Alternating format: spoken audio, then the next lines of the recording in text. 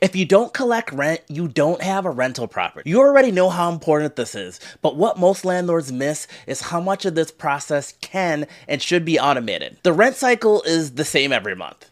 Remind tenants that rent is due, collect the payment or apply late fees, keep a record of what's been paid and when, and then finally deposit the money into your bank account. And none of that should be manual. You shouldn't be sending reminders yourself or chasing down people for rent. You shouldn't be assigning late fees by hand or recording payments in a spreadsheet, or even worse, depositing checks at the bank. This is where a good system comes in. In the mandatory tech stack module, we talked about choosing a property management platform. If you chose one of those, you're already covered here. But if you're not using a property management software, at very least, I would recommend using apartments.com just because they have free and 100% automated rent collection. Whatever you use, I would just make sure it has these 5 features. 1, it automatically sends out rent due reminders. 2, it assigns late fees after your grace period. 3, it deposits rent straight into your bank account. 4, it keeps a live rent ledger that both you and the tenants can see at any time.